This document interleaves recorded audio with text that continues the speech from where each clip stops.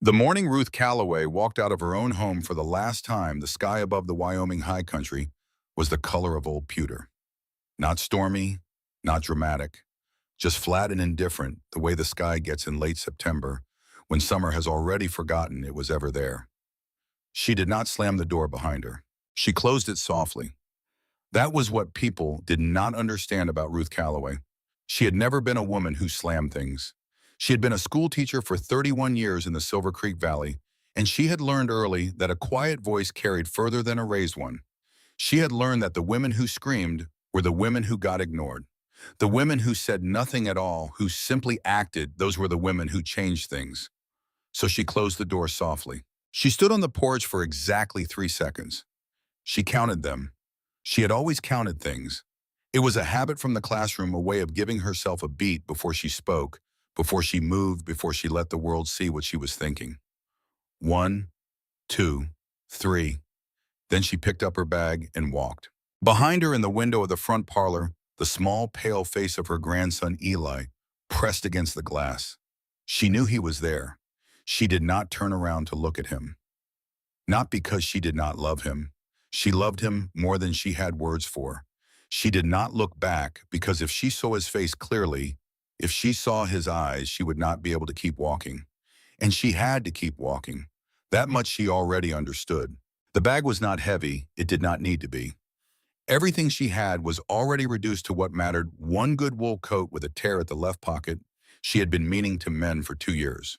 2 dresses, a tinderbox, a small folding knife her husband Earl had given her on their second anniversary, which was 20 years before he died and still felt like last Tuesday. A small leather notebook with a cracked cover, the kind Earl used to record field measurements and rainfall tallies and the names of the varieties of grass that grew in different seasons along the creek bed. She had brought it because it smelled like him. That was the only reason. It smelled like pine pitch and dry ink, and something underneath that she had never been able to name, something that was just Earl. And in the inner pocket of her coat, folded twice and already softening at the crease from how many times she had opened and closed it in the past 3 days, was the deed. The meeting with the county lawyer had taken place in the front room of the Calloway Ranch 3 days after Earl passed. Douglas had arranged it. He was efficient like that, her son. He had his father's bone structure and his mother's organizational mind, and he had put those two things together into a version of a man who was never cruel but was very, very good at getting what he wanted without appearing to want it. The ranch went to Douglas, the fields, the cattle, the equipment in the barn that Earl had tended like a second family. Ruth had understood this was coming. She had not needed the lawyer to read it aloud. She had understood it the moment Earl died, and she watched Douglas's face go through a very specific sequence of expressions. Grief first, then something else, something that arrived too quickly to be anything other than relief. What she had not expected was the deed. The lawyer pulled it from the bottom of a folder as though it were an afterthought. It probably was. Stone Hollow claim, he said, registered in Earl Calloway's name 19 years prior. A parcel of land in the high country northeast of Silver Creek. He paused there in the way lawyers paused when they were preparing to deliver information they found personally embarrassing on behalf of their client. Primarily rock formation, he said. Significant ravine. No documented water source. No record of cultivation. Douglas did not even look up from the papers he was signing. His pen kept moving. Ruth took the deed. She held it in both hands and read every word of it right there in front of the lawyer and her son, while the afternoon light came through the lace curtains and made patterns on the floorboards. She read the boundary descriptions. She read the registration date. She read Earl's full name in the clerk's careful handwriting. Edmund Earl Calloway. Nobody had called him Edmund in 40 years. Douglas set down his pen and folded his hands on the table. He was a careful man, a measured man. He did not say what she knew he was thinking, which was that the deed was worthless, and they both knew. Instead, he said something worse. He said, "Mama, the room at Denver Assisted Living has already been arranged. They have a garden with a covered walkway. They have a piano in the common room. You always loved the piano." Ruth had not played piano in 11 years because of the arthritis in her knuckles. Douglas knew this. She folded the deed and put it in her pocket. She did not say anything about Denver. She did not say anything about the piano. She went to her room and she packed her bag, the small one, the one that fit everything she had decided was worth carrying. She did not pack the good china that had been her mother's. She did not pack the framed portrait of her wedding day. She did not pack the quilt she had spent 3 winters making from scraps of Earl's old shirts. She packed the coat, the dresses, the tinderbox, the knife, the notebook, the deed. In the morning, she walked out. The road into Silver Creek was 4 miles of hard-packed dirt that turned to loose gravel as it dropped down toward the valley floor. Ruth had walked it dozens of times. She had walked it in spring mud and August heat, and once memorably in a late blizzard when she was 34 and needed to reach a student's family whose house was flooding. She had always been a walker. Earl used to say she walked the way other people breathe constantly automatically, like it was the thing keeping her alive. Her left knee had other opinions. The arthritis had settled into it over the past 2 years, in a way that was no longer occasional or polite. It was a resident now, a permanent lodger. It made itself known on cold mornings and at the top of hills and after she had been sitting for too long, and also frequently for no reason at all, just to remind her it was there. She had a way of compensating for it, a slight outward roll of her left foot, a half-second pause at the top of each step. Most people did not notice. It was not a limp exactly.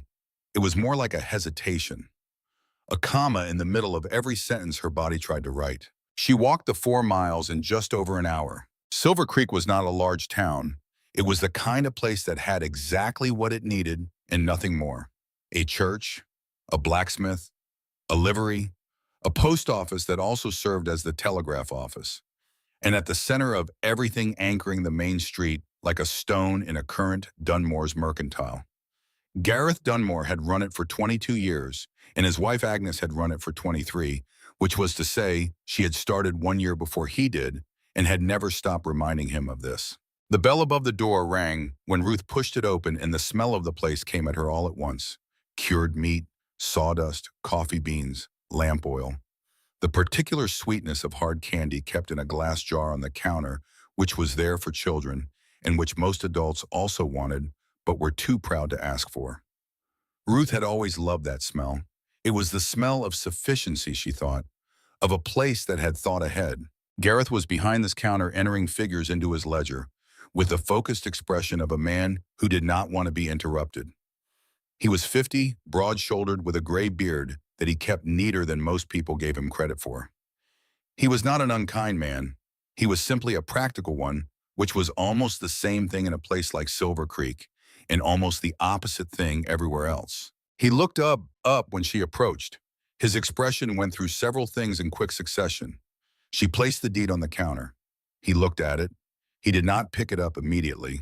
He finished writing his number in the ledger, capped his pen, and then reached across and turned the document to face him. He read it slowly. His thumb moved along the faded text. "Stone Hollow Claim," he said finally. He pushed his glasses back up the bridge of his nose. He looked at her over the rims. "Ruth," he said, and she could already hear the shape of what was coming in the way he said her name. There was a gentleness in it that was in its own way the most discouraging thing she had encountered all day. "I am sorry for your loss," he said. "Earl was a good man." And then, as though the two facts were connected, as though the goodness of Earl and the uselessness of the land were part of the same sentence. "This claim is not an asset. It is a liability. All rock and ravine up in that northeast country. No water to speak of. Nothing has ever grown up there." He paused. "The only things that live in places like that are rattlesnakes and bad decisions." He said it not unkindly. He said it like a doctor reads a test result. Plainly, because plainly is kinder than slowly. "I can sell you a stagecoach ticket," he continued. "Denver or east if you prefer. With what you have, you could make it comfortable. A few meals along the way, maybe something left over to help you get settled." Ruth looked at the shelves behind him. Sacks of flour stacked in clean columns, tins of coffee, dried beans in barrels, a row of hand tools, axe heads, blade guards, coils of rope hanging in order of size, seeds in paper packets, salt blocks wrapped in cloth. The whole architecture of survival right there behind a counter in a room that smelled of sufficiency. She looked at the money in her palm. $23. She had counted it twice the night before and once again this morning, not because she doubted the amount, but because counting was what she did when she needed to feel in control of something. Across the room, half hidden behind a display of harness leather, Cobb Slade was watching her. Cobb was a trapper by trade and a commentator by vocation. He was 55 and looked 70, leathered and lean, with a jaw that seemed designed primarily for the purpose of holding tobacco and forming judgments. He had never been directly unkind to Ruth. He had simply never acknowledged the possibility that she was someone whose decisions were worth taking seriously. She was Earl's wife. She was the school teacher. She was both of these things without ever having been, in Cobb's estimation, a person. He spat into the tin near the door. She could feel his attention like weather. Gareth was still waiting for her answer. Ruth set the deed flat on the counter and smoothed its crease with one thumb. She looked at the shelves again. She looked at the flour. She looked at the axe heads. She had been a school teacher for 31 years.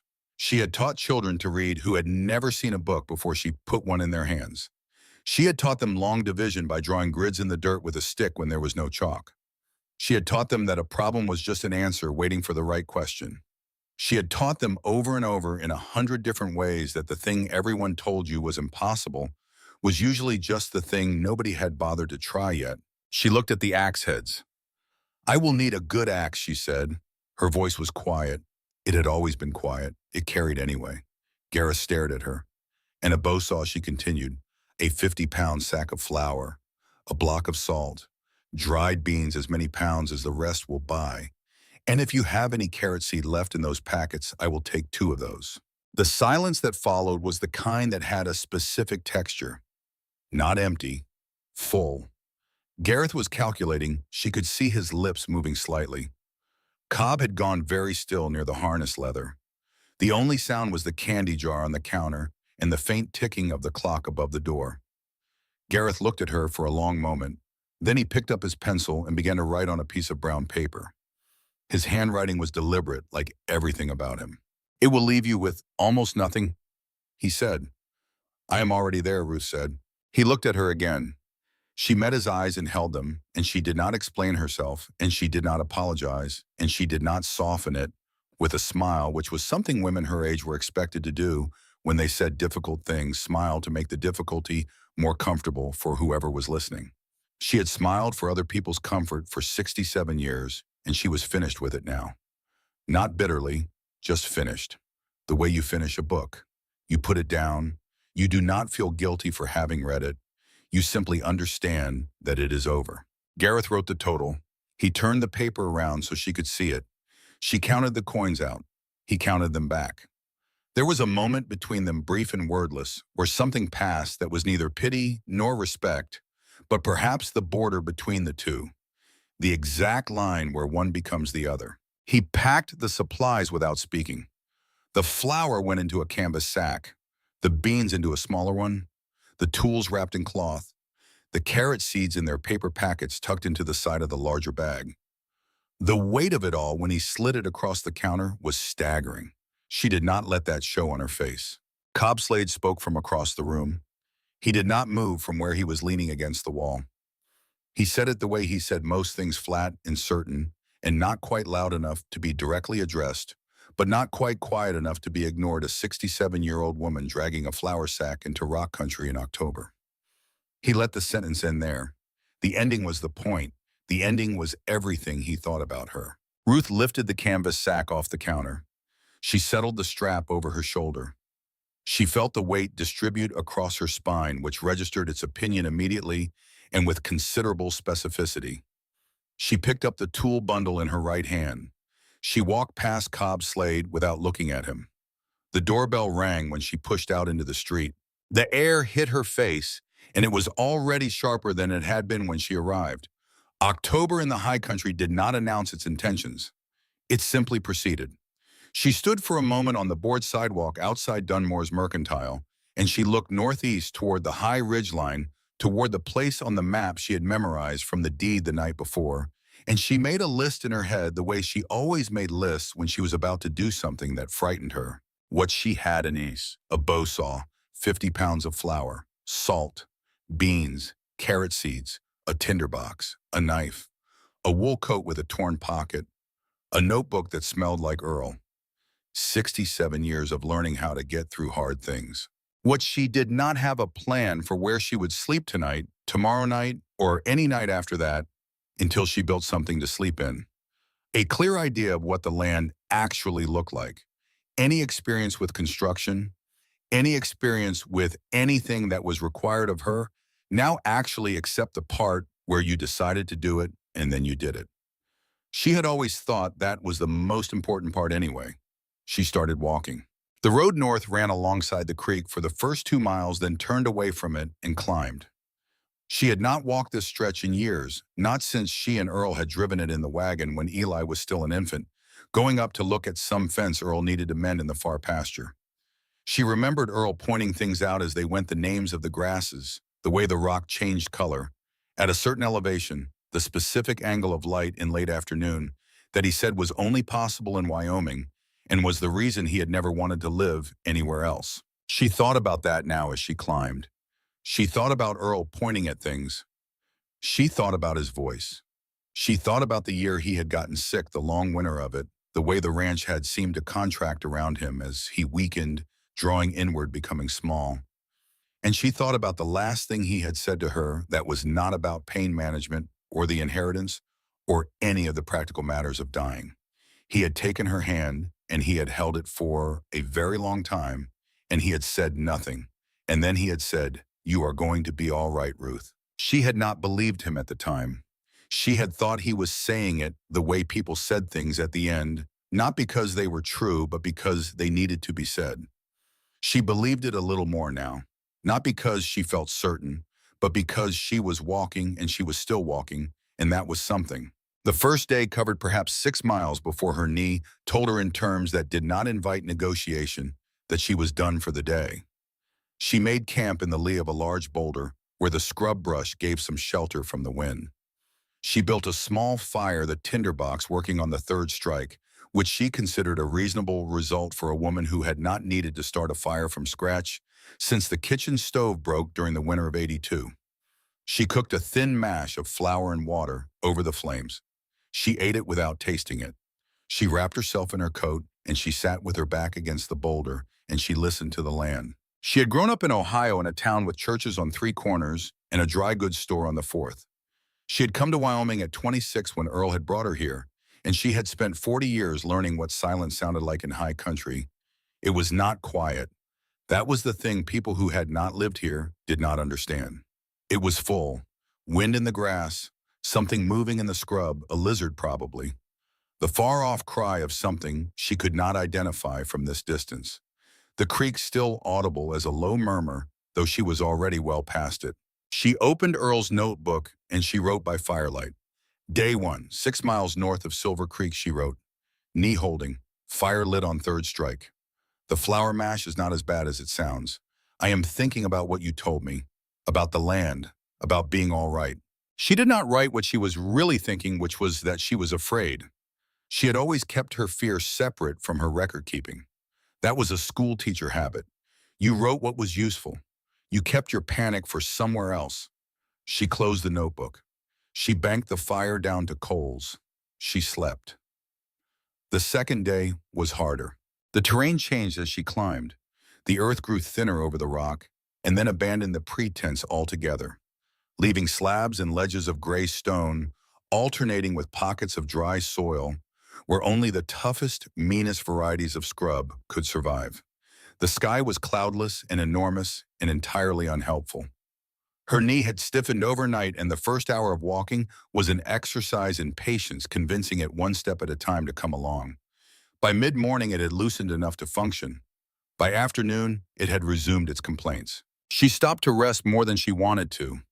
Each time she sat down, she calculated the distance still ahead against the light remaining in the sky, and she did the arithmetic again with what she had and what she needed, and she came up with the same answer every time.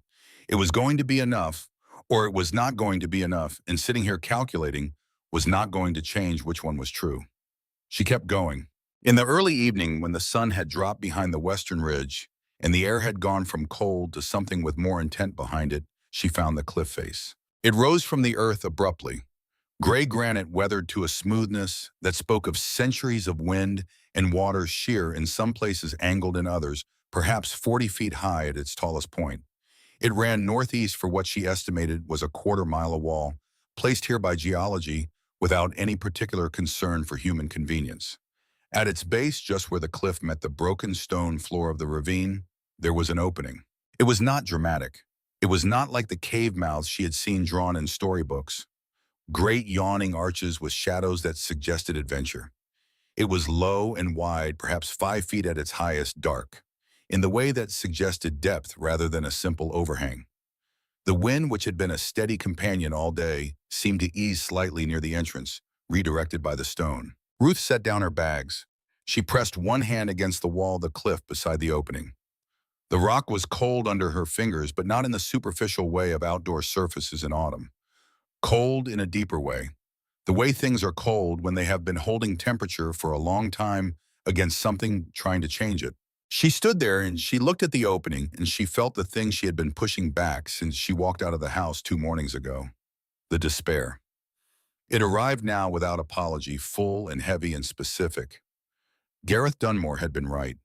Cobb Slade had been right. This was not a piece of land. It was a geological inconvenience. It was a deed to a problem. A 67-year-old woman with $23 and arthritic knuckles and a bad knee standing in front of a hole in a rock at the end of October in Wyoming, and the only person in the world who had thought this was a good idea was her. She stood there and she felt it, and she did not fight it. That was the other thing she had learned in 67 years. You did not fight despair by pretending it was not there. You just did not let it drive. Then she lit the tinder box, got a small piece of tinder burning on the second try, and went in. The entrance tunnel was short, lower than she liked, requiring her to duck slightly and tilt the pack sideways. But it opened quickly. Within a dozen steps, the ceiling rose and the walls widened, and she was standing in a chamber. The tinderbox flame was too small to reach the full extent of it, but she could feel the scale, the way a sound moved differently in a large space, the way her own breathing came back to her from multiple directions. She moved deeper. The floor was dry, not dusty dry, the kind that came from neglect, but sand and gravel dry, the kind that came from drainage from the natural architecture of the rock directing water away from this space for long enough that it had become its own ecosystem of dryness. Her boots made a soft, regular sound on it. The temperature shifted. It was not warm. She wanted to be precise about that even in her own mind. It was not warm in the way of a heated room or a fire. But it was different from the outside. It was stable. The biting edge of the October wind that had been cutting through her coat all day was simply absent. The air here was still and consistent in a way that had nothing to do with the season and everything to do with the mass of rock surrounding it. The earth had a temperature, a deep, slow geological temperature, and this cave was insulated by it the way a root cellar was insulated by the soil above it. It would not be warm in winter, but it would not be what was outside either. She went further, and then she heard it, a sound so small that she initially placed it as something inside her own body, a heartbeat, maybe a pulse in her ears from the exertion of the day. But it was external, regular, patient. It had been going on, she understood, for longer than she had been alive. A drip. She followed the sound into the back of the chamber, past a narrowing in the walls that required her to turn sideways into a smaller alcove behind. And there it was, a fissure in the far wall, perhaps 3 inches across, and from it, at intervals of roughly 6 seconds, a single drop of water formed, trembled, and fell. It landed in a small, natural basin worn into the rock below. The pool in the basin was shallow, perhaps 2 inches deep. She touched the surface of it with one fingertip. Cold, clear, with no taste but minerals and stone. She pressed her hand flat against the rock wall beside the fissure. It radiated something, not heat in the active sense, but a memory of heat. The slow, accumulated warmth of a summer's worth of sun absorbed into several thousand tons of granite, and now releasing itself at a rate that would keep this interior 10 or 15 degrees above the outside air for months to come. She had read about this. Earl had read about it. He had talked once years ago over supper about how the old cliff dwellings in the canyon country further south had been built the way they were specifically because of this principle. The rock remembers, he had said, and she had thought he was being poetic, and he was, but he was also being correct. She moved the small flame slowly along the surface of the wall, examining it the way she always examined things she did not yet understand without deciding in advance what she expected to find. She was looking because looking was what you did. The teacher in her had never been able to pass a surface without reading it. The marks were at shoulder height, not deep, not carved with a chisel or a proper tool, but scratched with something narrow. A nail perhaps, or the point of a knife, worked carefully into the grain of the granite.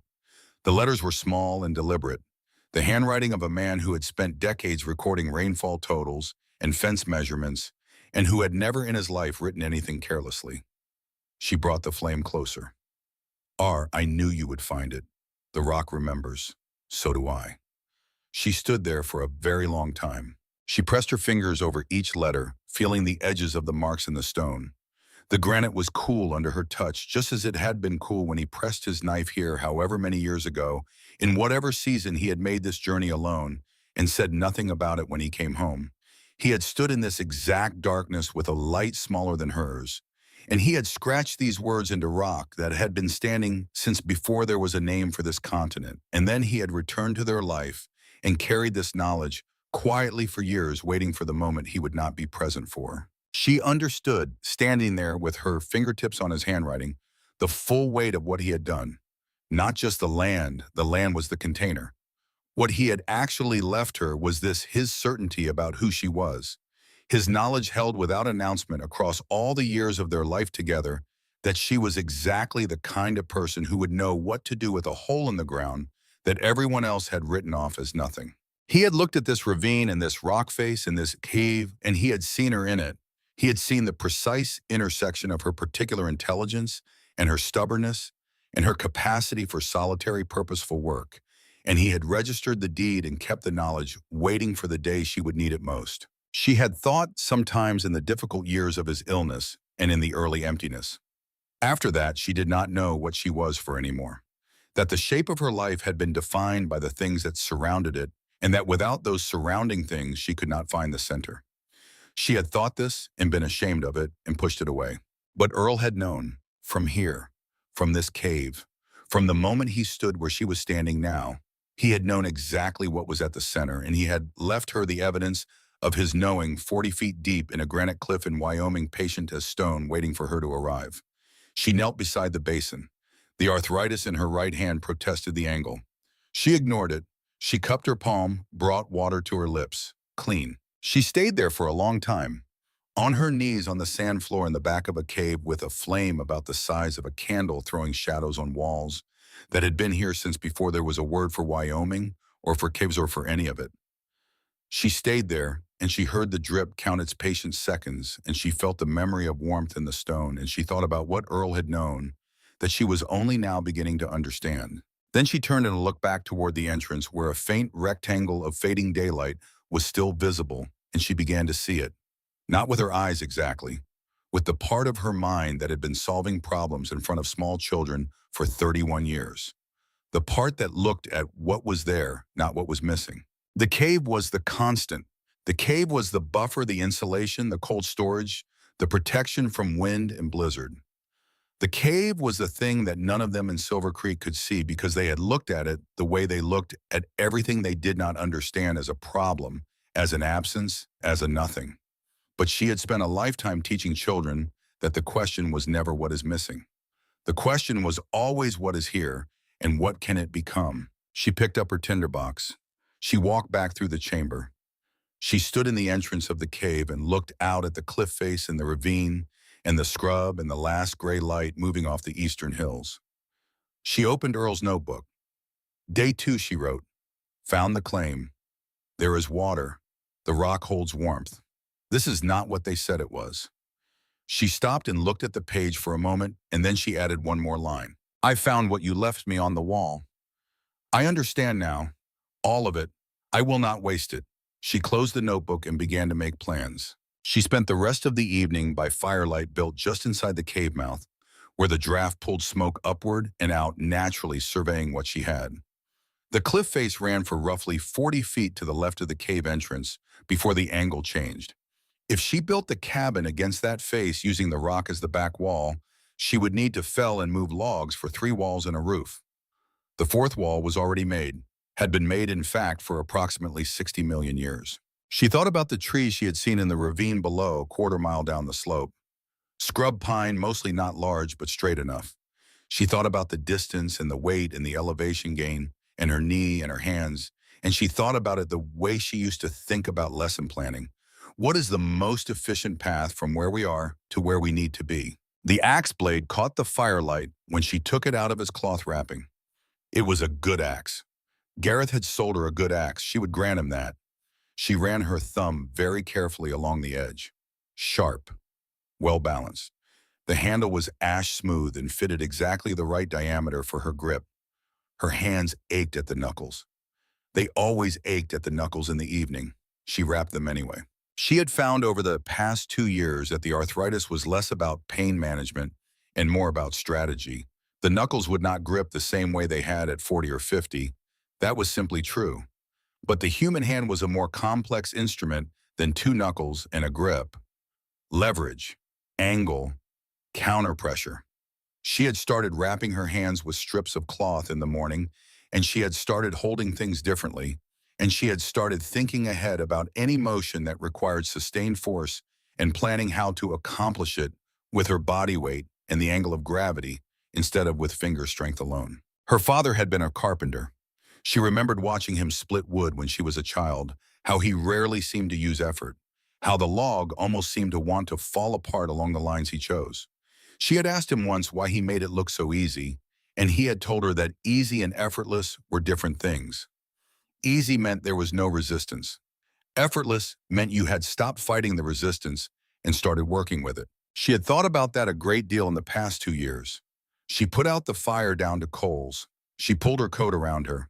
She lay down on the dry sand floor of the cave entrance on her back, with Earl's notebook on her chest and the sound of the drip somewhere in the darkness behind her and the rectangle of Wyoming stars visible through the entrance above. She thought about what Gareth had said, about the stagecoach ticket, about Denver. She thought about the common room piano she could not play anymore, and the covered walkway, and what it would mean to spend the rest of her life having decisions made for her by people who meant well. She thought about Douglas's face when he said it, the specific set of his expression, the way care and condescension wore the same features when they thought no one was looking closely enough. She thought about Earl's voice saying she was going to be all right. She thought about his handwriting scratched into the rock 40 feet behind her. Then she stopped thinking about any of it because thinking about it was not the same as doing it, and in the morning she was going to start doing it, and doing it required sleep. She closed her eyes. The stars moved over the entrance of the cave in their old, slow, and different arc. In the morning, Ruth Calloway picked up her axe and walked down into the ravine, and the work began.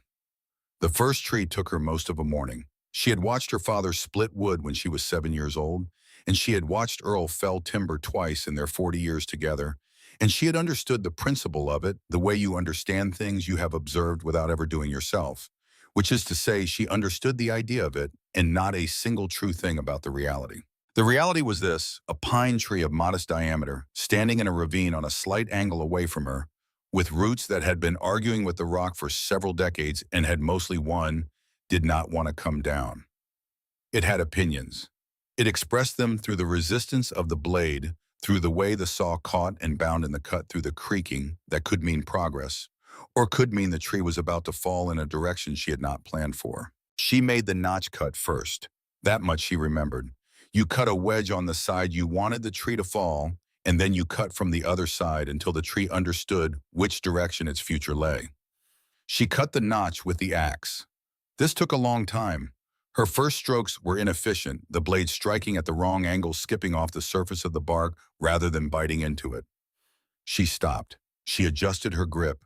She thought about what her father had said about effortless. She thought about angle and weight and where the force was actually coming from. She tried again. The axe bit. There was a satisfaction in that sound that was nothing like what she would have expected. She had thought it would be mechanical functional. It was not. It was immediate and physical, and it went through her hands and up her arms and into her chest in a way that felt like proof of something. She could not have said what, but it was proof. She worked through the morning. She took the notch out in careful sections. Her hands ached at the first and second knuckle of each finger, and she ignored this with the focused detachment of long practice. When the notch was cut to a depth she judged sufficient, she took the bow saw to the far side of the tree and began the felling cut. The saw caught twice. She worked it free, both times without panic, adjusting the angle of the blade, using her knee to hold the cut open as she progressed. She had learned in the first 30 seconds of using the saw that she could not muscle it through a cut the way a younger or stronger person might. She had to let the teeth do their work. She had to move the blade at the pace it wanted to move and not the pace she wanted it to move. This was slower. It was also the only way that worked. When the tree finally went, it went fast. There was a crack like a rifle shot, then a long groaning as the wood fibers gave way along the line of the cut, and then it was falling slowly and then all at once, and it hit the ground with a crash that sent a colony of small birds exploding from the scrub nearby. Ruth stood back. She had positioned herself to the side, as Earl had always stood when a tree came down, and she was standing there when it hit, and she was fine. She stood for a moment looking at the fallen tree. Then she opened Earl's notebook, which she carried in her coat pocket now at all times, and she made a mark. 1. She needed at least 30 logs to frame the cabin walls and many more for the roof. She had estimated this the night before by pacing out the foundation site and calculating the courses of timber she would need. The math was straightforward. The execution was not. But she had taught children that the distance between a math problem and its answer was always the same distance, regardless of how large the numbers were. You simply had to keep moving through the steps. She limbed the tree with the axe, stripping its branches with short, controlled strokes. Then she began the problem of moving it. She could not lift it. She had known this before she tried, but she tried once just to be certain, and the log did not move, and her back registered its position on the matter in clear and unmistakable terms. She set it down and she stood and she thought. She thought about leverage, about the way a crowbar worked, not by adding force but by relocating it. She looked at the slope of the ravine. The cave and the building site were uphill from where she was standing, which meant every log she moved would need to go up. But the ravine floor was not even. It had natural channels and gradients. If she could move the log laterally first to a place where the slope ran in her favor, she could roll it rather than drag it. She cut 2 smaller branches into lengths of about 18 inches. She placed them parallel to each other under the near end of the log, perpendicular to its length. Rollers. She had read about this once in a book about the construction of ancient monuments, a book she had used in her classroom to teach the concept that ingenuity was older than machinery. She had read about it and she had explained it to children, and she had never imagined she would be doing it herself in a Wyoming ravine at 67. She put her full weight against the butt end of the log. It moved. Not far, 6 inches. But it moved and it rolled over the first set of branch segments, and she moved quickly to slide them ahead, and it moved again. And she understood then, in her body rather than just her mind, that this was going to work. It was going to be slow, and it was going to exhaust her, and it was going to take considerably longer than she wanted, but it was going to work. She moved the first log to the building site before noon. She ate a small meal of flour and water paste cooked over the fire sitting on the log she had moved, and she looked up at the cliff face and the cave entrance and the angle of the sun, and she made her calculations for the afternoon. Then she went back down into the ravine, and she felled a second tree. The days found their shape. She rose before full light when the cave was at its coldest, and the outside world was a particular shade of gray that she began to think of as working light. She cooked her morning flour paste. She checked the basin in the back of the cave where the drip had continued its patient work, filling the shallow pool overnight. She drank from it. She wrapped her hands. Then she worked. The felling became more efficient as the days passed. Not fast. Efficiency was not speed. It was the elimination of wasted motion, and she worked at eliminating wasted motion with the same methodical attention she had applied to everything in her life that mattered. She learned the particular resistance of pine at different thicknesses and how to adjust her stroke angle accordingly. She learned how to read the lean of a tree before she began, which told her which direction the weight wanted to go, and how to use that rather than fight it. She learned that her hands hurt less in the afternoon than in the morning, and so she saved the finest cutting work for later in the day. She learned to rest before she needed to. This was the hardest lesson. She had always pushed through tiredness, had considered the capacity to ignore fatigue, a kind of virtue, and Earl had always said she ran herself down unnecessarily. But running herself down out here was not a matter of being tired for a few days. Running herself down out here was a category of error with serious consequences. So she learned to sit down before her legs insisted on it. She learned to drink water before her throat was dry. She learned the particular sensation distinct from normal tiredness of her knee beginning to swell, and she learned to stop when she felt it and not 1 minute after. By the end of the first week, 12 logs lay near the cave entrance, stripped and ready. She had also gathered the stones for the foundation flat pieces of the local granite that she levered from the earth with a long branch and dragged on a makeshift sled she had built from smaller logs and strips of bark. She laid them out in a rectangle, 12 of her paces long and 8 wide, and she stood in the middle of it in the late afternoon, and she looked at the four corners and the cliff face behind her, and she said out loud to no one at all, "This is where the house goes." The foundation stones settled over 2 days of leveling and adjusting. She had no level.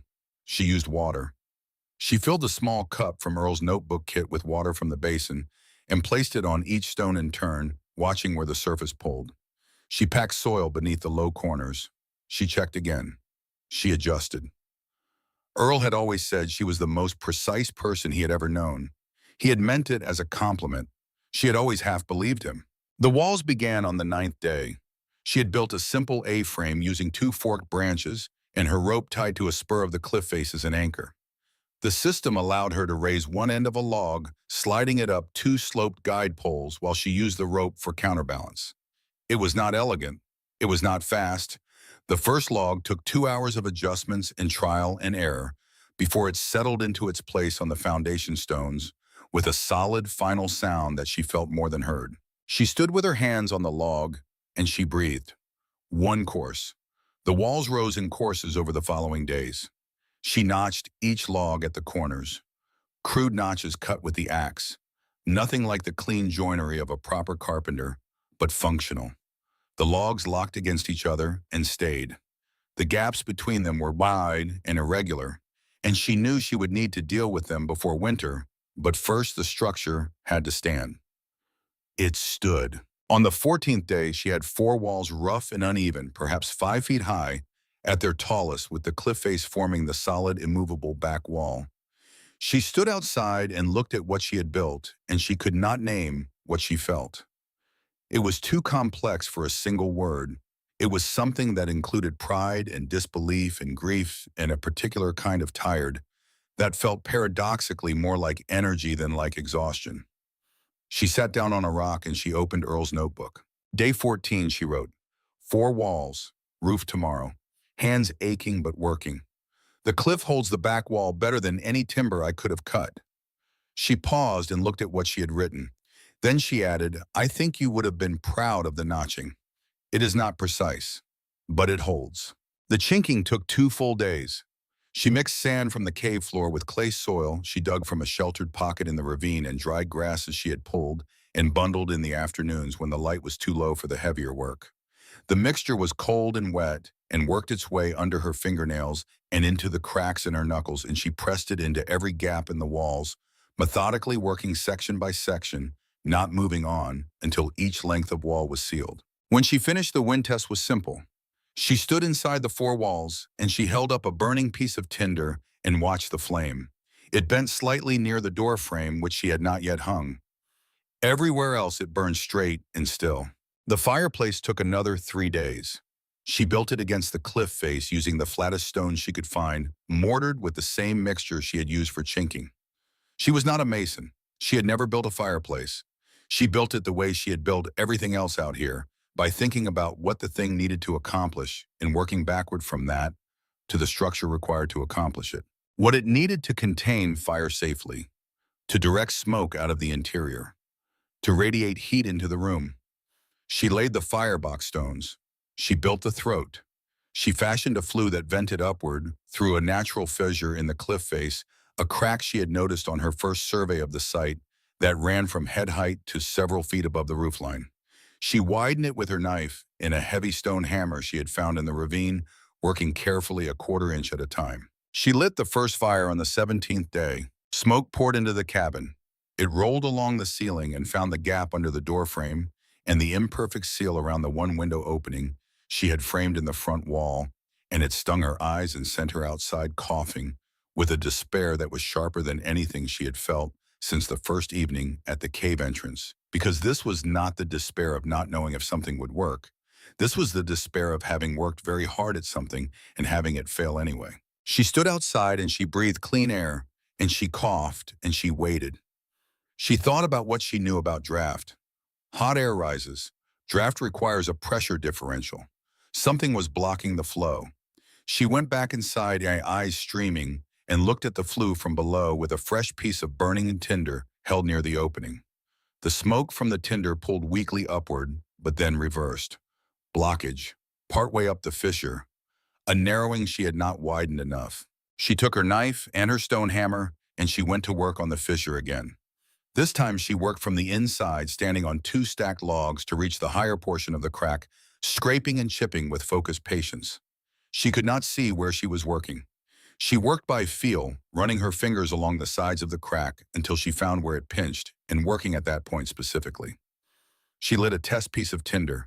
The smoke went up and stayed up. She built a proper fire. She sat in front of it on the dirt floor of her cabin, and she watched the flames and felt the heat begin to move through the room, and she sat there for a long time, her back against the stone wall, watching the fire she had designed from first principles, burning clean and straight and good. It was the first time since she had walked out of the ranch house that she had stopped moving long enough to feel the full weight of what had accumulated in her chest, the grief and the anger and the fear, and underneath all of them, deeper and quieter, something she recognized slowly as gratitude. For the fire, for the walls, for the deed in her pocket and the inscription on the stone and the drip of water in the dark behind her. She sat there until the fire needed another log, and she fed it one and stayed a while longer. The cave garden came last in that first phase of building. She had been thinking about it for days, planning it the way she had once planned the school year curriculum, working forward from what the outcome needed to be. She needed food from the land. She needed it soon. The flour and beans would not last indefinitely, and the high country winter would close the roads and end any possibility of resupply for months. She carried soil from the ravine.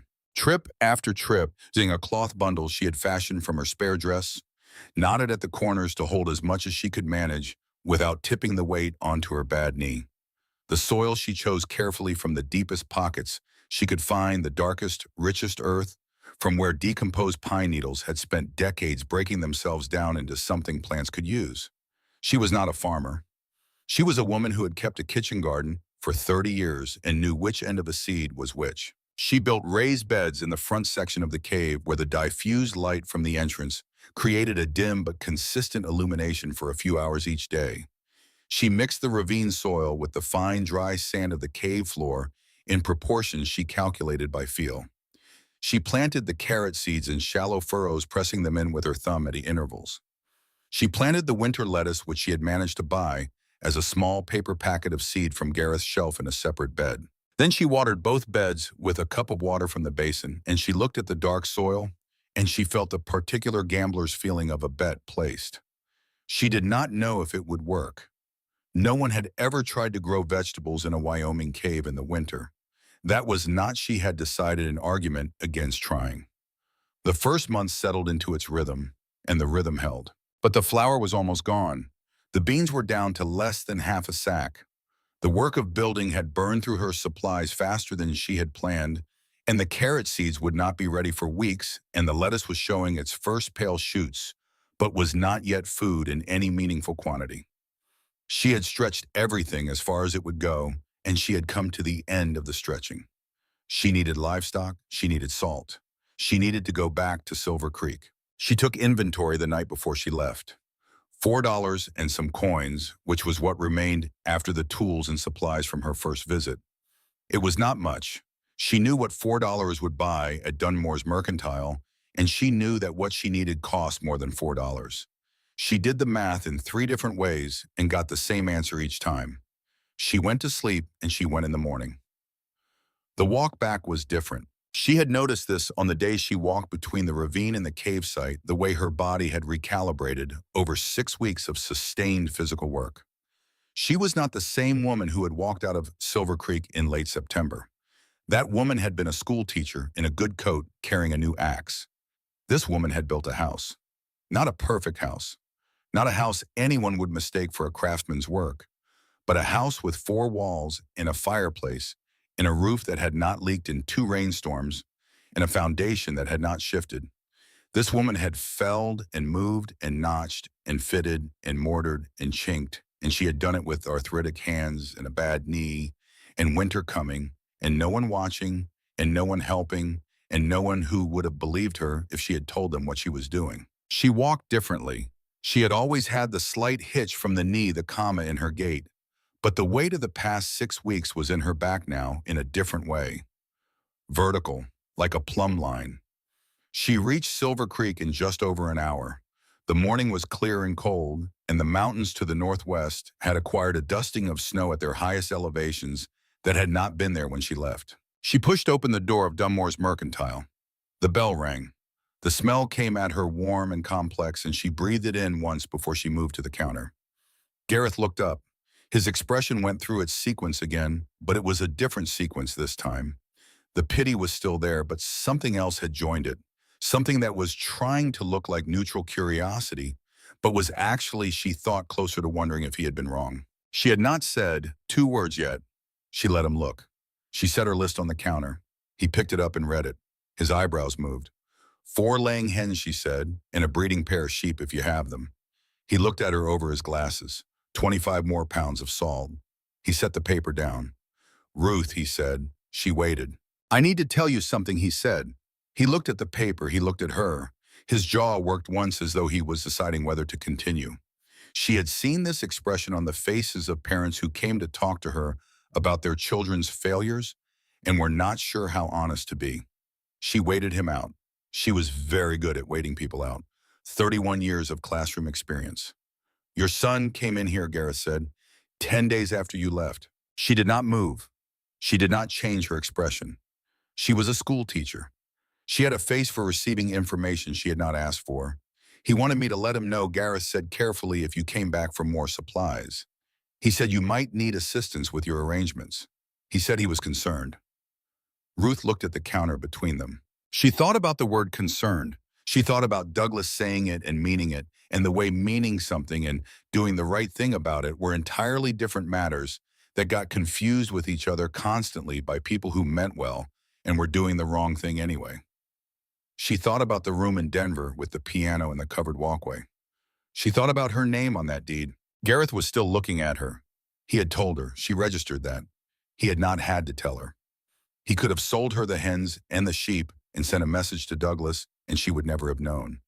He had told her because he was not, when it came down to it, a man who could live comfortably with the other choice. She pushed her $4 across the counter. I know what $4 buys, she said, and I know what I need costs more than that. But I am asking you to sell it to me anyway, and I am asking you to trust that I will square the account in the spring. He looked at the $4. He looked at her. She did not add anything to what she had said. She did not explain or justify or soften it. The request stood on its own. It was either a reasonable request from someone who had demonstrated something worth trusting, or it was not. She could not make that decision for him. He took the $4. He wrote the balance in his ledger under her name, Calloway R., in his careful handwriting, and he began to assemble what she had asked for. Cobb Slade was in the corner again. He was near the harness leather in what she had come to think of as his habitual position, occupying space without quite participating in it. He watched Gareth count out the money and write the ledger entry. Going to put livestock in that hole in the ground, Cobb said. He was not talking to her directly. He was talking to the room or to himself in the way he always talked. That there is money for a good coffin, he said. Ruth turned and looked at him directly. She held his gaze for a measured moment, and then she turned back to the counter without a word, because the only argument worth having with Cobb Slade was the one conducted entirely in the language of results, and those results were still being made. Gareth had the chicken crate ready. 4 hens, brown and indignant, peering out between the slats. He was leading the sheep from the back. A ewe and a ram, small and hardy, the kind of sheep that survived in high country because they had stopped expecting things to be easy. The ewe moved slowly. Her abdomen had a weight to it. Ruth looked at the ewe carefully. She touched the animal's side. The ewe flicked her ears but did not pull away. Ruth ran her hand along the flank with the careful assessment of a woman who had kept enough animals over the years to know what she was feeling. She looked at Gareth. He met her eyes and said nothing and looked slightly away. She looked back at the ewe. Pregnant, well along, nobody had told her. She felt a surge of something she chose not to examine too closely in this room with these people watching.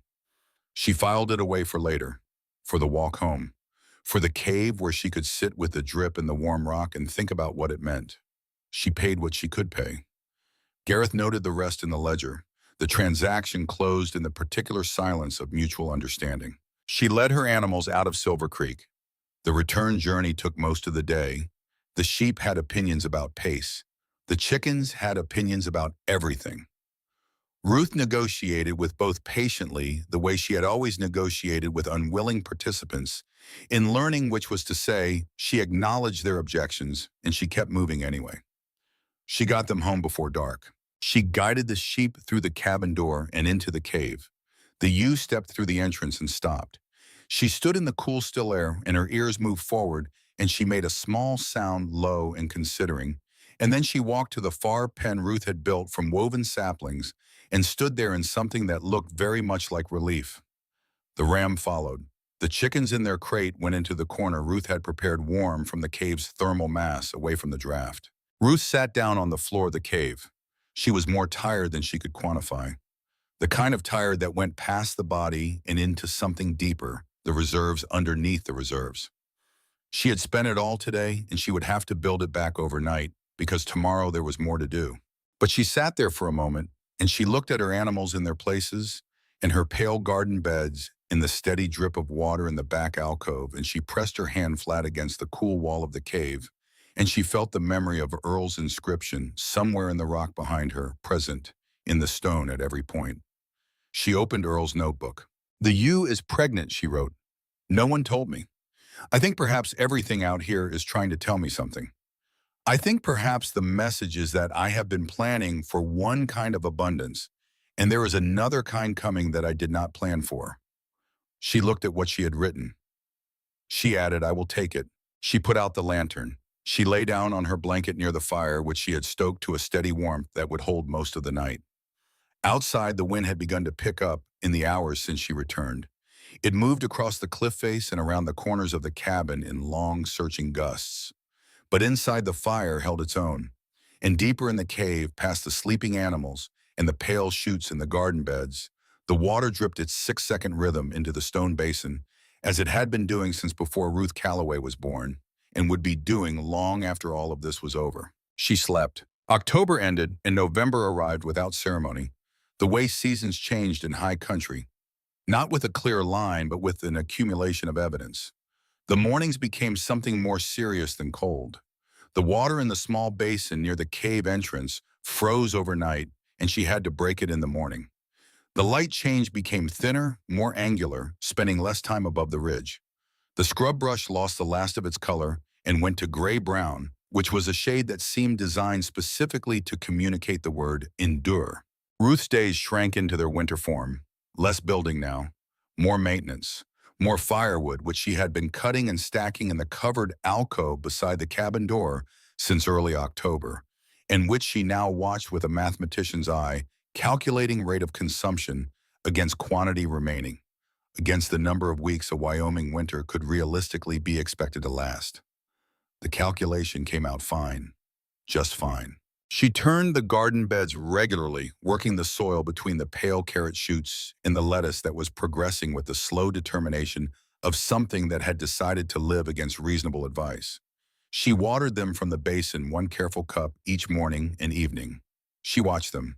She noted changes in Earl's notebook with the precision of someone who understood that she was doing something that had not been done before and that the record of it mattered.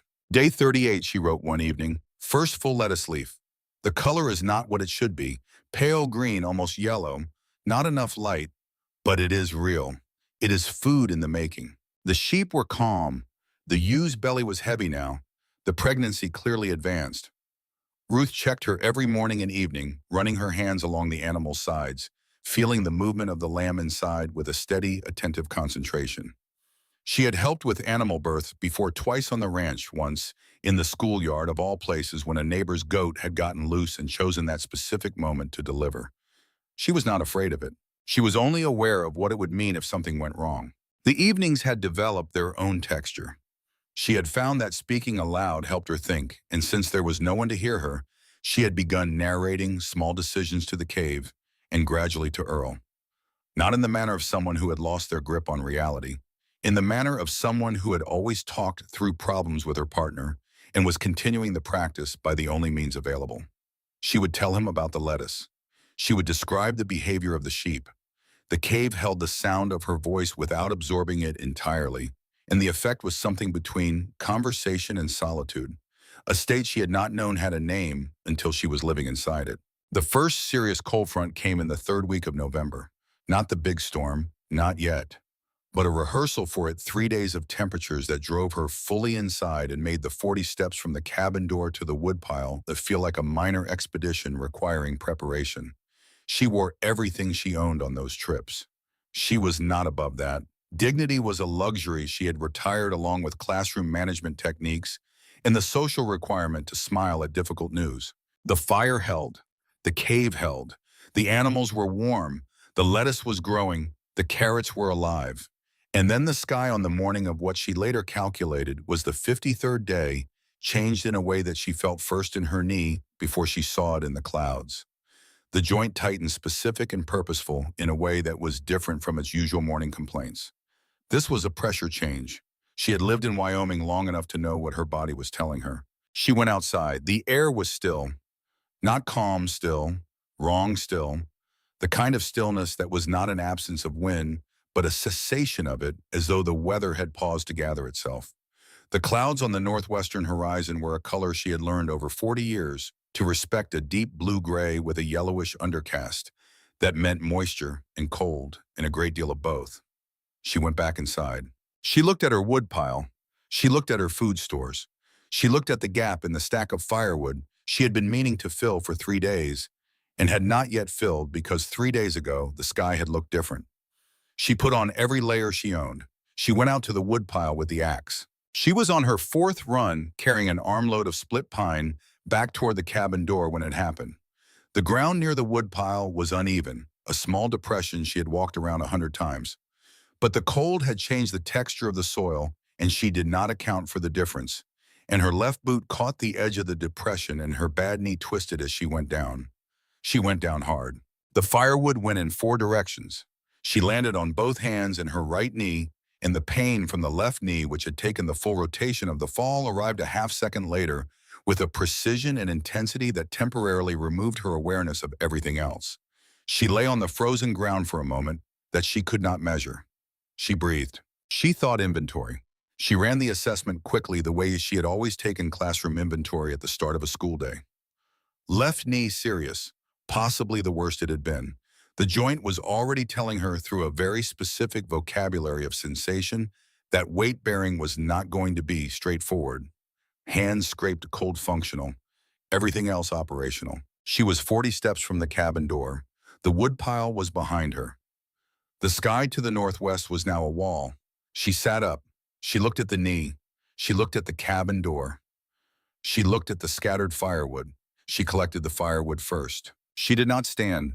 She moved on her hands and her right knee, one piece at a time, collecting the split logs she had dropped, stacking them in her arms, crabbing backward toward the cabin. It was undignified. It was also the only way she could get the wood and protect the knee, and she had, as established, retired the concept of dignity some time ago. When she had as much as she could carry, she got to the door. Getting inside was its own problem. She had to rise to the door handle. She used the door frame as a brace, pressing her right side against it and pushing herself up the wall with one hand, keeping her weight off the left leg. The knee screamed with a thoroughness that she acknowledged and then overrode. She got inside. She dropped the wood near the fire. She went back for more. 2 more trips, crawling and collecting. On the 3rd trip, she found a long straight branch at the edge of the woodpile that she had set aside months ago, thinking she might use it for something. She used it now as a crutch. It was not ideal. It got her upright, and it got her moving, and those were the only qualities she required of it. She got the last of the wood inside. She made a splint from two short pieces of firewood and strips of cloth torn from the hem of her spare dress. She bound the knee firmly the way she had seen done once when a student had broken his wrist in the schoolyard and she had needed to improvise until his father arrived. The binding was tight and even, and when she tested weight on it carefully with both hands on the wall, it held. Not well, not comfortably, but it held. She sat by the fire and she looked at her hands and she looked at the bound knee and she looked at the stack of firewood by the door and she listened to the wind that was now arriving at the cabin with its intentions fully declared, finding the corners and edges of what she had built and running its assessment. She opened Earl's notebook. Day 53, she wrote, "Knee went down at the woodpile, splinted. Wood is in, fire is up. I have been thinking about what the difference is between a setback and an ending. I think the difference is what you do in the next 10 minutes. She looked at what she had written. She added, "Wood is in." I will write that again because it is the most important sentence. Wood is in. It is. Outside, the first serious snow of winter had begun to fall. Not gently, not decoratively, but with the flat, absolute commitment of a Wyoming blizzard that had been organizing itself over the mountains for 3 days and was now ready to make its position known. It hit the cabin walls with a sound like thrown sand horizontal, relentless, seeking every imperfection in the chinking, every gap around the window frame. Ruth added 2 logs to the fire. She checked the animals. The sheep were pressed together in their pen, the ewe leaning against the ram in the way that animals leaned when they understood something serious was happening outside. The chickens had their heads tucked under their wings. The drip in the back alcove continued without opinion or alarm. She went back to the fire. She sat there while the storm built itself outside into something that no longer sounded like weather and began to sound like intention. A sustained roar that pressed against the walls of the cabin and the walls of the cave and found them solid and was forced to go around. She was warm. She was provisioned. Her knee ached with a deep and thorough ache that she knew would last for days. She had 4 layers of clothing on. The splint was working. The fire was fed, and the wood was in. She was by every measure that mattered exactly where she needed to be. She sat with that for a while, let it exist without adding anything to it. The wind outside, the fire inside, the drip in the cave, the sleeping animals, the pale shoots in their beds, the notebook on her knee with Earl's handwriting on every page before the last dozen tallying grass varieties and rainfall measurements, and the small ordinary record of a life on the land. And then below his last entry, his handwriting running out her own handwriting, beginning the record, continuing. She fed the fire 1 more log, and she closed her eyes and she listened to Wyoming, trying to get in and failing. The blizzard did not weaken on the second day. It deepened. Ruth had expected this. A storm that arrived with that much intention did not spend itself quickly. It had reserves. It was the kind of weather that Wyoming produced perhaps once every several years, the kind that older ranchers talked about, the way soldiers talked about certain battles, not with drama, but with a specific quietness, a respect for what something could do when it decided to do it completely. She had slept in intervals, waking to feed the fire, checking the animals in the cave by lantern light, returning to her blanket with the methodical calm of someone who had accepted the terms of the situation and was simply executing within them. The knee was worse in the night. The cold was in it now, past the splint, and the binding deep in the joint itself, a grinding ache that was present whether she moved or held still. She dealt with it the way she dealt with most things that could not be fixed immediately, which was to note it, accommodate it, and continue. By mid-morning of the second day, the single small window she had built into the front wall of the cabin was completely covered. The snow had piled against the outer walls to a height she could not see, but could infer from the changed quality of sound inside the way the storm's roar had acquired a muffled, surrounding quality, as though the cabin were not being battered, but buried. The insulation effect was real. The fire needed less fuel to hold temperature than it had the night before. The world outside was sealing her in, and in doing so was making her warmer. She was cooking her midday meal, a thin soup of beans with a small piece of the salted meat she had been rationing carefully when she heard it. She went still. The ladle in her hand stopped moving. She listened. The storm was a constant presence, a roar that had become ambient, that she had stopped consciously hearing, the way you stopped hearing a river after you had camped beside it for long enough. But underneath the roar against the heavy plank door, there was something rhythmic, something that was not wind. Wind was continuous and variable. This was intermittent, deliberate, spaced. Someone was knocking. Her first response was not relief. It was something colder and more precise. She was a woman alone in a structure that no one in Silver Creek believed was still standing.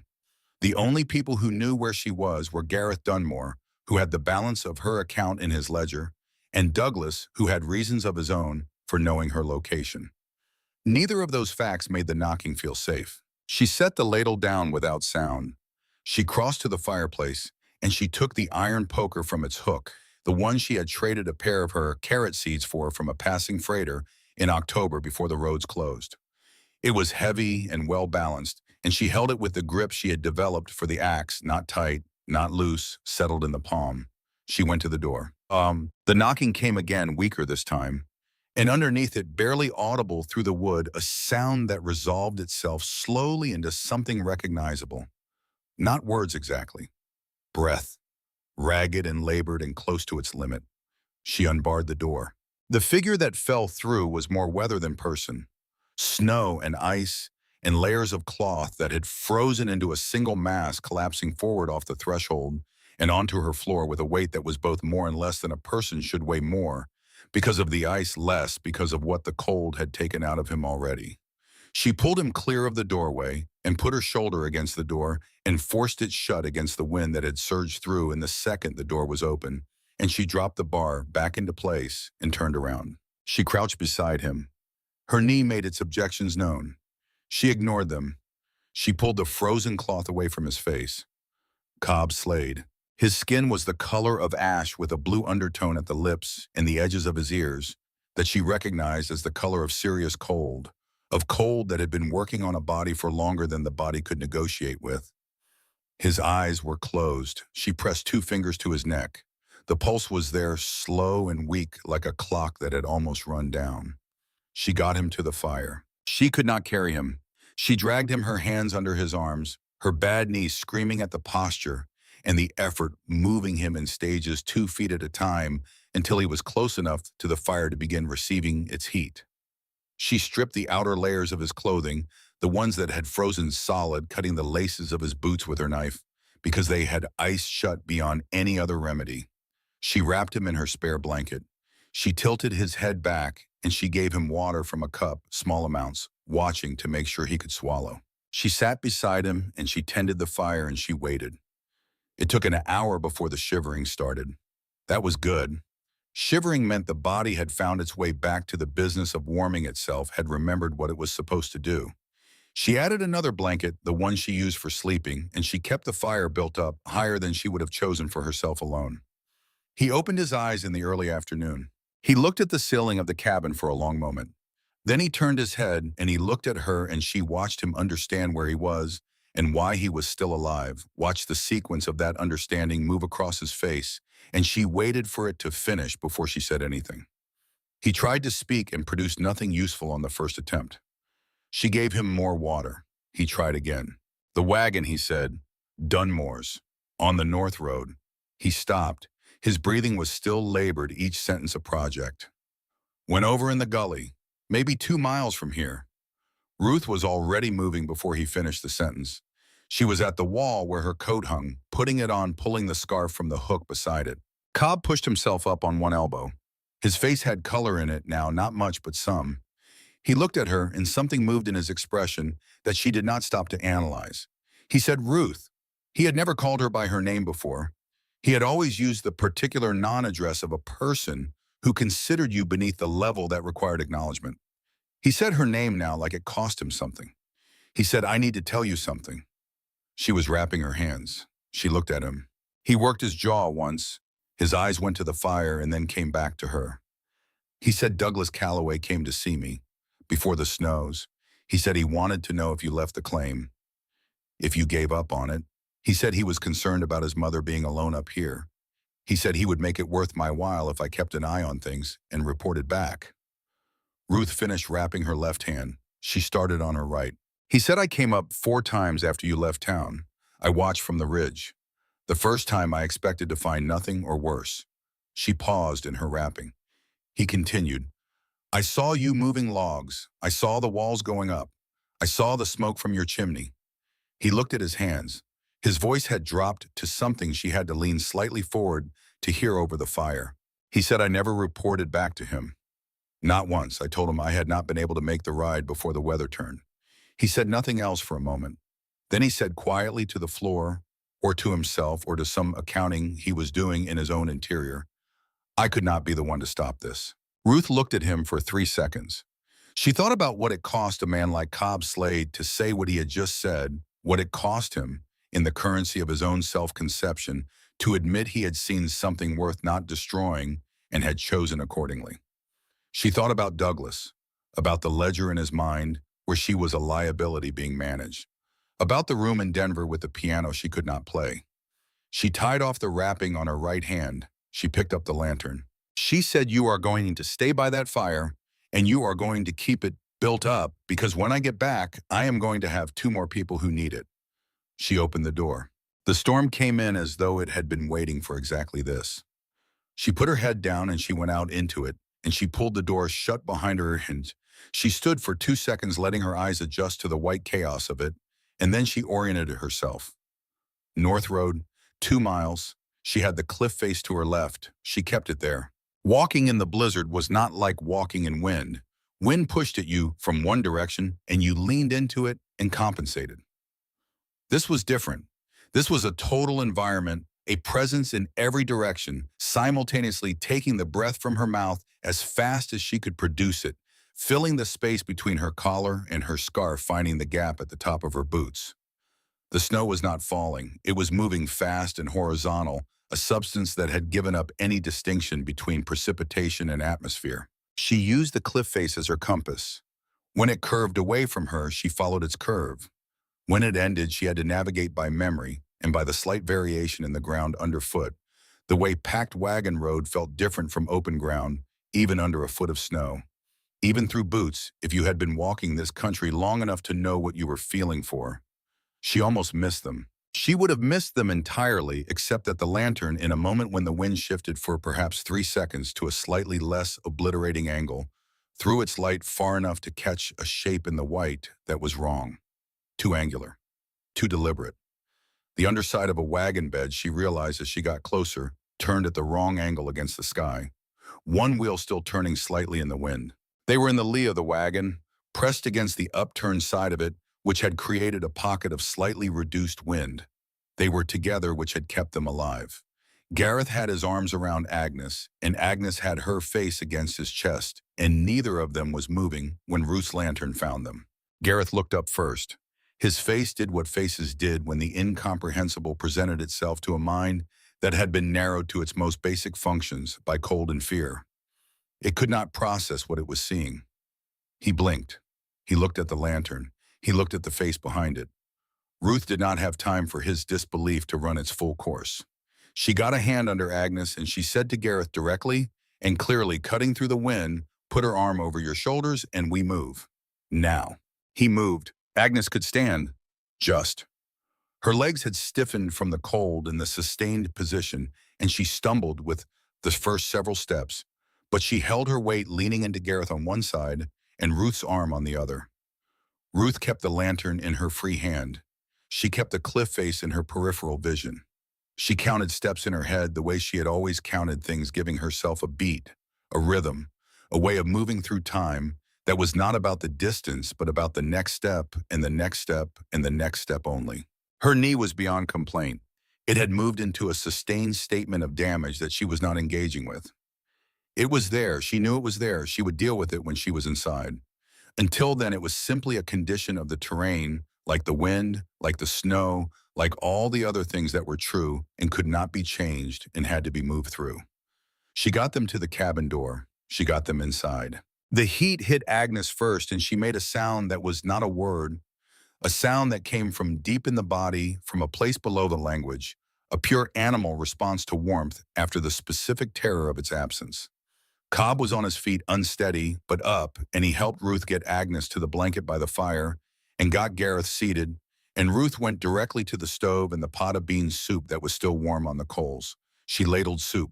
She moved between the three of them, distributing what she had, not thinking about the math of it right now, not thinking about how the supplies she had calibrated for one person were now feeding four. Right now, there was only the soup and the fire, and three people who needed both. The calculations could wait until morning. Gareth got color back slowly. He was a large man and the cold had gone deep into him, but the fire was good and the soup was working, and after perhaps an hour his hands stopped shaking well enough for him to hold the cup himself. Agnes had fallen into the shallow, exhausted sleep of someone whose body had made an executive decision about what happened next. Cobb sat against the far wall wrapped in his blanket, watching Ruth move between the fire and the cave, checking the animals, checking the garden beds by lantern light, all the ordinary maintenance of her system continuing without interruption. After some time, Gareth spoke. "Ruth," he said. She was at the cave entrance, the lantern making long shadows on the walls. She turned. He said, "May I?" She stepped back from the entrance and he got up and he followed her in. She held the lantern steady while he looked. She watched him see it, watched his eyes move from the sheep in their pen, warm and calm and present, to the chickens tucked in their corner, to the pale rows of the garden beds with their impossible green, the lettuce now multiple inches tall, the carrot shoots in their careful furrows. She watched him see the basin in the back, the slow, steady drape of water into it, the level of the pool steady and sufficient.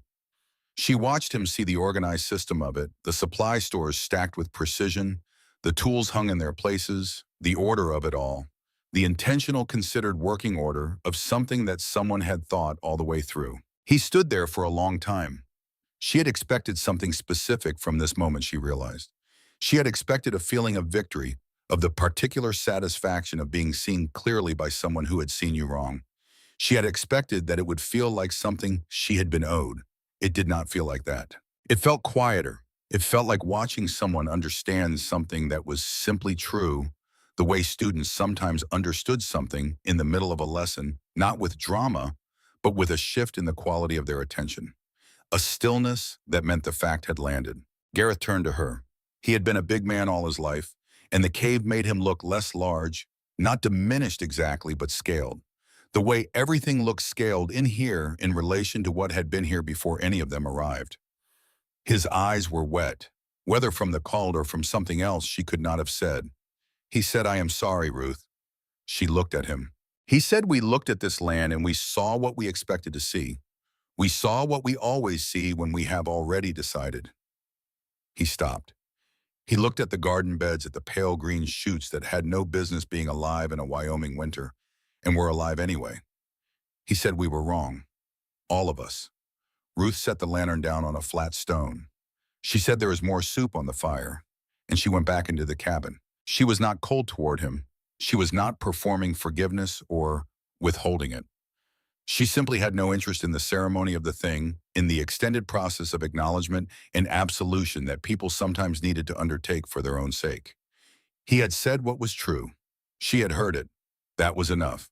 The world was what it was, and the cave was what it was, and the spring was coming, regardless of what any of them said to each other in this moment. The blizzard held its siege for one more full day. 4 people and 2 sheep and 4 chickens occupied the cabin and the cave in a proximity that would have been remarkable under any other circumstances, and was under these simply practical. Ruth managed the fire and the food and the water and the animals with the same routines she had maintained alone.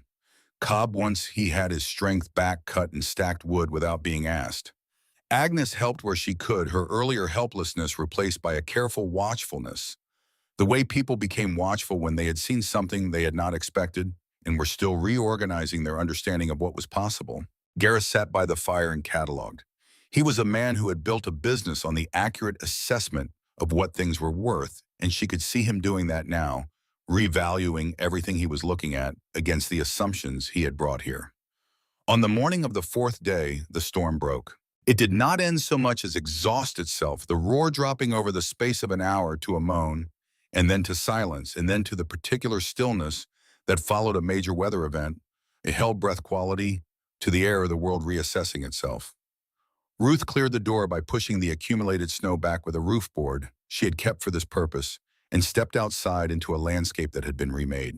The world was white and still and enormous. The cliff face was the same gray it had always been, indifferent to winter as to everything else, and the sky above was clearing from the west, the clouds thinning and separating to reveal a blue of extraordinary depth and coldness. The snow lay over everything without exception, and it lay deep 3 feet on the level ground and drifted to twice that against the cabin walls. The scrub brush had become white shapes. The ravine below was a smooth, unmarked surface. She stood in front of her cabin and her cave, and she breathed the clean, cold air, and she felt the sun on her face for the first time in 4 days. Gareth and Agnes emerged behind her. Agnes made a soft sound at the landscape. Cobb came out last, stood squinting in the brightness, his face unreadable in the way it had always been unreadable, but with something underneath it now that had not been there before. They prepared to leave in the early afternoon once Gareth had confirmed that the snow had crusted enough to hold a walker's weight on the surface, which would make the 2 miles to the wagon and the several more to Silver Creek manageable before dark if they moved steadily. Ruth gave them what she could spare, a portion of dried beans in a cloth, half the remaining salted meat. She wrapped Agnes's feet in extra strips of cloth from her hem. Gareth pressed something into her hand when he shook it. She looked down. A gold coin, not a small denomination. He said, "This is not charity." He said, "This covers what is owed in the ledger, and then some. Think of the rest as advance payment and what you will produce come spring, because I intend to come back to discuss that properly." She closed her hand around the coin. He was telling her two things at once. The debt was cleared, and he was coming back as someone who intended to do business with her as an equal. She watched the three of them walk away across the white until the distance and the brightness took them, and they became small shapes and then disappeared over the ridge, and she was alone again, and the silence settled around her as it had always settled, complete and familiar in her own. She went inside. She added a log to the fire, and she sat down and she opened Earl's notebook and she wrote "Blizzard broken. 4 days, 3 guests, all alive. Knee needs rest. Food stores reduced but sufficient. The cave held. She held the pen above the page for a moment. She wrote, "Gareth said we were wrong. I did not tell him that being wrong is not the worst thing. The worst thing is deciding not to look." She closed the notebook. She did not think yet about what Cobb had told her about Douglas. She had put it in the ordered storage of her mind, where she kept things that needed to be thought about later, not because she was avoiding them, but because there was an order to things, and the order required her to be strong first. She would think about Douglas when the knee had rested and the food stores were recalculated. She thought about him a week later when he arrived. She heard them from inside the cabin, the sound of boots on packed snow, and the specific rhythm of more than one person moving together with purpose. She was tending the fire when the knock came formal and deliberate. She opened the door. Douglas was there. He looked as she had expected him to look, composed, and considered his coat good, his expression arranged into the particular configuration of a man who believed he was doing something necessary. Beside him was a man she did not know, carrying a leather satchel, which she recognized as a lawyer's satchel without needing to be told. Douglas said, "Mama." His voice had the quality she had always associated with difficult conversations he had prepared for, steady and reasonable, and slightly above its natural warmth the way voices got when they were performing concern. He said, "I am glad you are all right." She looked at him. He said, "I have had a lawyer prepare some documents for your protection. Given your age and the conditions here, it would be prudent to establish a formal arrangement for the management of the property." The lawyer opened his satchel. Ruth stood in the doorway, and she did not move aside to let them in. She looked at her son. She had loved him for 41 years. She had taught him to read in the same voice she used for all her students, patient and clear. She had sat with him through fevers and failures, and she had watched him become a man, and she had loved the man even when the man disappointed her, which he had, and she had loved him through the disappointment because that was what mothers did, and she had never once stopped. She looked at him now, and she felt all of that, and she did not let any of it change what she was about to do.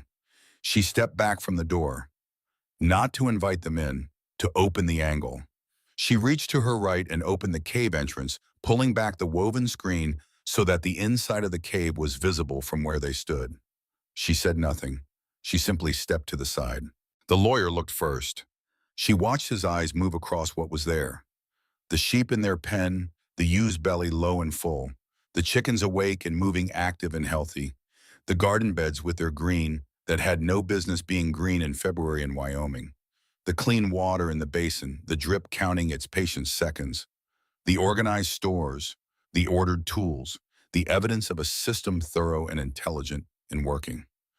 Douglas looked second. She watched him see it. She had thought about this moment in the long nights of the past weeks, turning it over, examining it from different angles.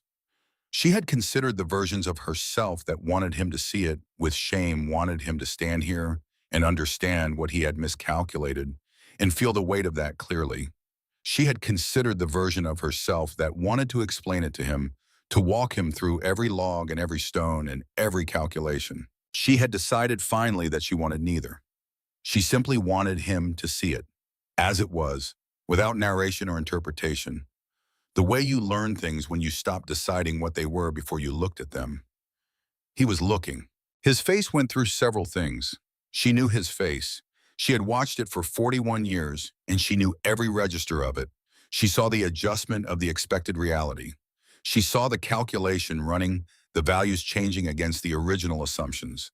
She saw somewhere underneath the adjustment something that might have been the beginning of a different feeling, something younger and less prepared for something that had not been included in whatever script he had composed on the way here. She watched him see his mother, not the liability, not the aging woman who needed arrangement, the woman who had built this, who had felled the trees and moved the stones and mortared the walls and grown the food and held the fire through the worst winter in 20 years and walked out into a blizzard on a splinted knee to bring back 3 people she owed nothing to.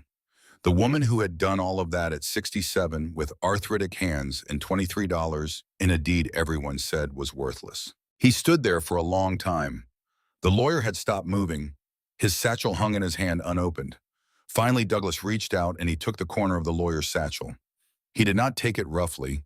He took it the way you took something from someone when you had changed your mind quietly without wanting to make a scene of it. He held it for a moment. Then he handed it back. He looked at her. His jaw worked once. She could see him arriving at something, working toward a word or a phrase that would be adequate to what he was standing in front of, and not finding one because there was not one, because some things did not have an appropriate sentence, and the correct response to that was silence. He put the satchel back in the lawyer's hands. He said Mama, just that, her name, in a voice that had lost its preparation and was simply his voice, the one underneath the careful management of it, the one she had not heard in several years. She looked at him. She said, spring is about 5 weeks out. The ewe will lamb before then. By summer, I will have more than I need, and I will need someone to trade with. He understood what she was saying. She could see that he understood, that she was not extending forgiveness as a performance. She was stating a practical fact about the future and leaving space for him to be in it if he chose to be in it as someone who dealt with her honestly. That was all. That was the whole of what she was offering, and it was, she thought, enough. He nodded once. He and the lawyer left the way they had come across the white snow, getting smaller against the enormous landscape until they were gone. Ruth stood in the doorway of her home and looked at the sky. It was very clear, the winter blue that came after major storms, deep and cold, and lit from within, somehow the light coming from everywhere at once. The mountains to the northwest had their full coat of snow on them, white from ridge to tree line, and below the tree line the dark green of the pine forests, and below that the broken particular terrain of the high country rock and scrub, and the long ravines between the ridges. She looked at it for a long time. She thought about Earl, about the inscription on the wall behind her, about the fact that he had stood on this ground before she had pressed his knife to this rock, had known what she would find here, and had held that knowledge for her like a gift set carefully aside, waiting for the right moment, waiting for her, sure. She thought about what kind of love that was, to see someone so clearly that you could leave them exactly the right thing for a future you would not be present for. To trust without being there to see if you were right, that she would know what to do with it. She went back inside. The weeks that followed had a quality she had not expected, which was the quality of completion of something arriving at its shape. She had thought that surviving the winter would feel like relief, the ending of a sustained effort. It did not feel like that. It felt like the end of one chapter and the beginning of the next, and the fact that she was writing both of them. The ewe lambed on a Tuesday afternoon in early March, when the sun had begun to climb noticeably higher each day, and the snow on the south-facing slope below the cabin had started its first tentative retreat. Ruth had known it was close for 2 days, had slept lightly and checked often, and she was there when it happened. Her hands steady and sure, talking softly to the ewe throughout her voice, the same voice she had used in the classroom for 31 years, the one that said, "You are capable of this, and I am here, and it is going to be all right." The lamb was a female, small and complete and absolutely insistently alive. Ruth cleaned her hands in the basin water, and she sat back against the cave wall, and she looked at the ewe and the lamb in the low lantern light, and she felt something move through her that she had no precise word for. Something that was not happiness exactly, and not relief exactly, but was somewhere in the vicinity of both, in the country between them, a feeling that things were turning in the direction they were supposed to turn. She opened the notebook. Day 91, she wrote. The lamb came. A ewe, I'm calling her March. She stood up within the hour. She stopped and looked at what she had written. She added, Earl, I think you should know. The land you left me is not what anyone said it was. It is exactly what you knew it was. Everything that has grown here, I grew. Every wall I built. Every fire I lit. I wanted you to know that I understood what you were telling me. Not just about the land, about me. The spring of visitors came slowly at first and then steadily.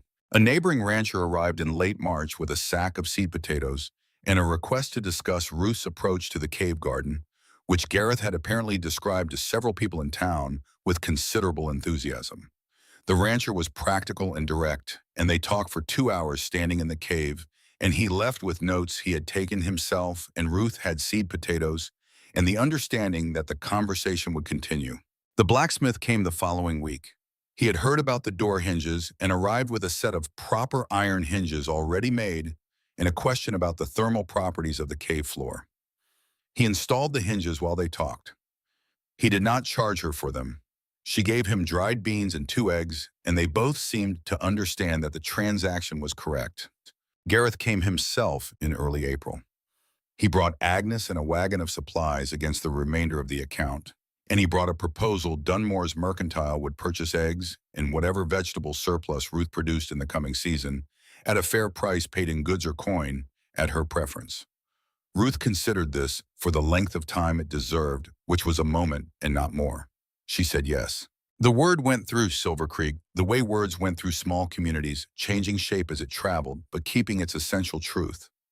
The woman at Stone Hollow, the one who had gone up there in October with an axe and a flour sack, the one who had built something in a cave that nobody had thought was worth anything, the one who had walked out into the worst blizzard in 20 years to pull 3 people out of the snow, the one who had been right about all of it.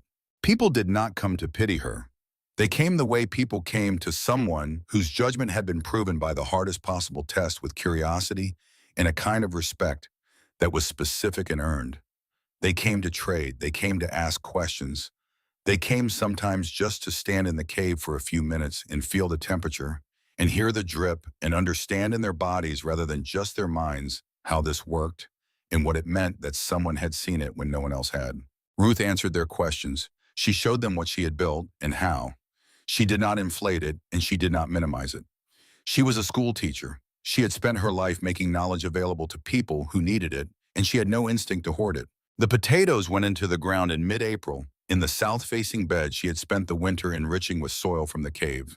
She planted them on a morning that still had frost in it, but had the smell of something loosening underneath the smell of earth, remembering what it was for.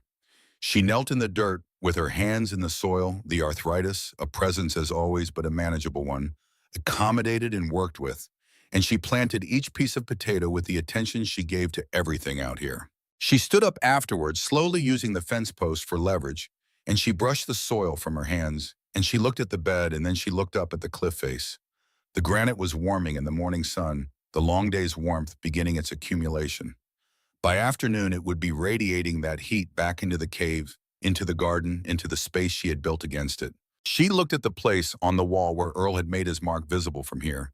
If you knew where to look, Not the letters themselves, but the shape of the place where the letters were a slight darkness at the right height along the face of the rock. She thought about the next phase. The root cellar. She wanted to dig deeper into the cave floor where the temperature was most consistent. The cold smoker she had been planning since December, a natural fissure on the east side of the cliff that would serve perfectly if she widened it correctly and fitted a chamber to it. The greenhouse possibility, a structure with its back wall against the heat-storing rock, its glass front facing south that could extend the growing season by 2 months on each end. The work was not finished. The work would never be finished. That was not a discouraging thought. It was, she had discovered over the course of this winter, the most sustaining thought available. That there was always a next phase, that completion was not the point. That what she had built was not a destination, but a foundation, and what you did with a foundation was build on it. She went inside. She washed her hands in the basin, the water cold and clean, as it had always been, the drip counting its seconds as it had always counted them. She dried her hands on the cloth beside the basin. She fed the animals their morning ration.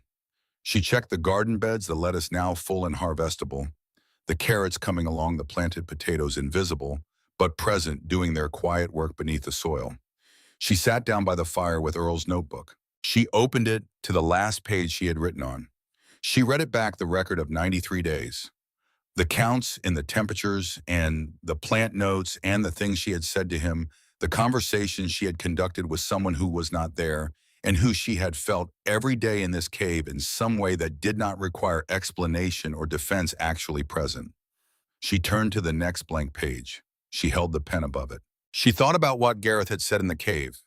We were wrong. She thought about what Douglas had done when he saw the cave the moment before he put the satchel back in the lawyer's hands. She thought about the lamb standing on her new legs in the lamplight, absolutely committed to the business of being alive. She thought about Cobb Slade watching her from the ridge 4 times and choosing not to report back. She thought about the carrot seeds she had bought with the last of her money in October and what they had become. She thought about the woman who had walked out of a house in late September with $23 in a deed to a hole in the ground and the complete absence of any evidence that this was going to work. She wrote day 93. Spring.